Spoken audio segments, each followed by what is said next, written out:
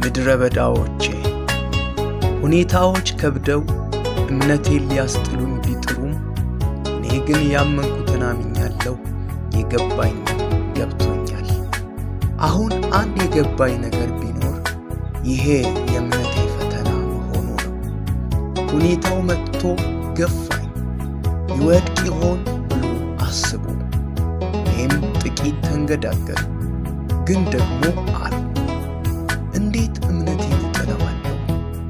ሁኔታውን ሳላይ የሚያወራውንም ሳልሰማ የኔ ነገር የኔ ጉዳይ በቀራኔው ላይ ተሰርቶ እንዳለቀ አምኜ ካሁን በኋላም ተፈትቼ አምላኬን ብቻ ላመልክ ወስኜ የለምን አሉ።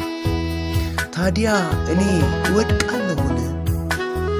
ሁኔታው መጣ፣ አዎ ነፈሰብኝ፣ ማዕበሉም ገፋኝ፣ ጎርፍም ጎረፈብኝ፣ ሊጥለኝ ሊያሰጥመኝ።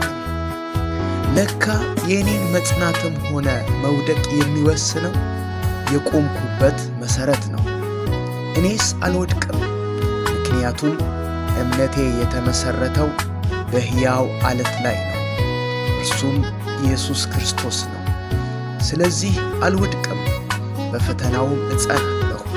በፈተና የሚጸና ሰው ደግሞ የተባረከ ነው። በያዕቆብ መልእክት ምዕራፍ 1 ከቁጥር 12 ላይ እንደሚል ከተፈተነ በኋላ ለሚወዱት ተስፋ ስለ እርሱ የሰጣቸውን የሕይወትን